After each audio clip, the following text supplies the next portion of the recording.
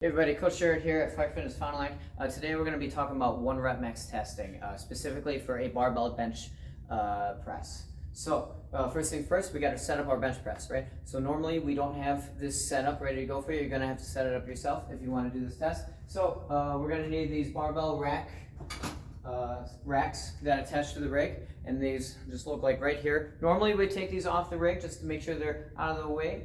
So you can normally find them on this second shelf of that shelf right there, that middle shelf there. All you do is slip them through the hole, let them fall, and you're good to go. Just make sure that you put them level to each other. You don't want one a little bit lower than the other. You're going to have a crooked bar, right? So make sure they're level to each other, and you're all set. Next up, you're going to need your barbell, and just note that this rack will not hold one of our short barbells. It won't hold one of the 30-pound bars. You're going to have to use one of the 45 ones, the normal Olympic size ones. And those are located right in between those dumbbell racks, just leaning against the wall. So I got one sitting right here ready to go. And that just is right on there. The last thing you're going to need is a bench. We have those, both of them lined up against that wall right over there. I got this one set up ready to go. It doesn't matter which one you want to use, a horse apiece. They both do the job, right? So now I'm set up ready to go. And now is a good note, if you don't feel comfortable with this exercise, you've never done a barbell bench press before, I think it's a good idea to step back and talk to either me, Crystal, Missy, or Jesse, and kind of get a good feel for the exercise before you try to do your very best at it. So get a good feel for it first, and then we can talk about it more in person. Make sure you're doing everything right in person, right? Otherwise, when you're doing a one rep max, there is a balance between being warmed up and being fatigued, and you don't want to be fatigued. You're going to push as much as you possibly can. So you definitely don't want to be fatigued, but you definitely want to be warmed up, right? And there's a little bit of a process to get there, and I kind of wrote it out here for you, just to make it really easy to understand. And these 3 sets is going to be all you need to make sure you're good to go, right? The first one is going to be 10 reps of something nice and easy.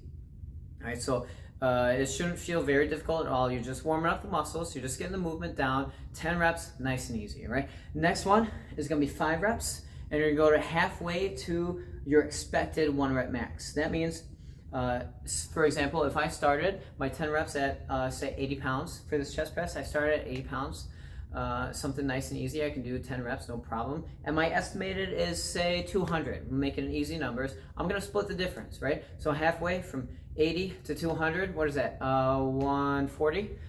So I'm just going to move my bar up to 140 pounds, 5 reps there. And this should feel fairly moderate. It should feel like you definitely put on extra weight on that bar, but it should also feel like you could keep going past these 5 reps. All right. And then your third, final warm-up set is going to be 3 reps. And the goal of this is to just feel that heavy weight. So again, if that second set for me was at 140 pounds, I want to get pretty close to those 200 pounds now. I want to feel what it feels like to have a lot of weight on that bar, and just to get ready to have a lot of weight on that bar. So I'm going to get pretty close to those to that 200. I'm going to go to maybe 185, make it easy, and then only 3 reps there. 1, 2, 3, knock them out, put the bar back on. Now we are good to go for that 1 rep max. All right, and here you have a lot of executive decision making. You have a lot of say over what happens. It is important to know that you want to get as close to your 1 rep max on as little attempts as possible. Right? That means the more you attempt a 1 rep max, the more fatigued you're going to be, and the harder it is to get a true reading. So if you get it on the first or second try, awesome. We can say that measurement is probably exactly right. But if you try 6, 7, 8, even 10 times before you get there, it might be a good idea to come back the next week or next day or whatever and try it again and start off where you left off. And maybe you could actually keep going. So again, we want to get as close to that true 1 rep max as possible, as quickly as we can. So put on some weight. Don't be afraid of it. However, as soon as you fail, it means you're done. Your muscles are not capable of recovering quickly once you fail, once you miss an attempt. And when I say fail, I mean that bar does not go back up without outside help. So when that happens, you can say that your day is done and come back, try it again if you didn't feel like you got a good reading, right? Also, you have two options here for your 1 rep max.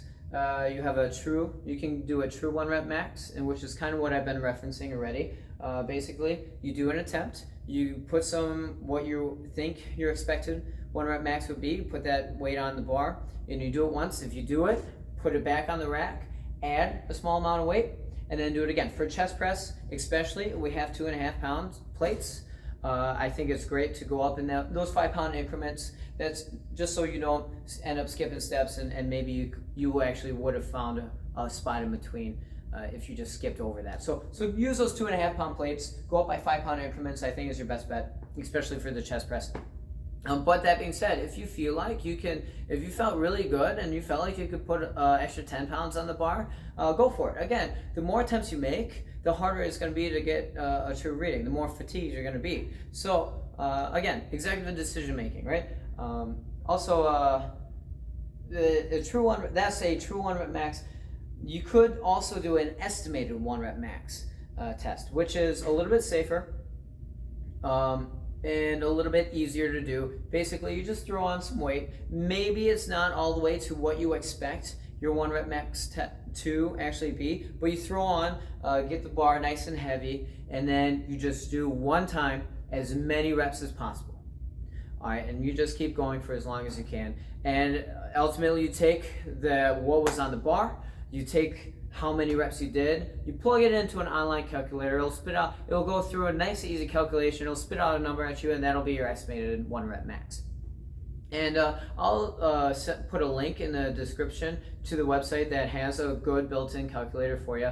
It's really easy to do, just put in the numbers, spits out the answer, you're good to go. Again, that estimated 1 rep max test is going to be a little bit safer, a little bit easier to do, and it's also going to save a lot of time. So if you want to go that route, absolutely. That being said, some people are sticklers about what true 1 rep max and not, and that's again totally up to you, right? Last thing, make sure you have a spotter, whether you're doing a true 1 rep max or an estimated 1 rep max. Especially when you're finished through your warm-up sets, just get a spotter and make sure that spotter knows how to spot a chest press. You don't want somebody who doesn't know what they're doing spotting you when something goes very wrong, especially when you're doing something very heavy for you, right? So make sure you have a spotter, and that might be a coach, that might be a workout buddy, whatever, but get a spotter, be safe about it. And I think that's everything. So if you have any further questions about this, let any of the coaches know, and you'll be good to go. I'll see you.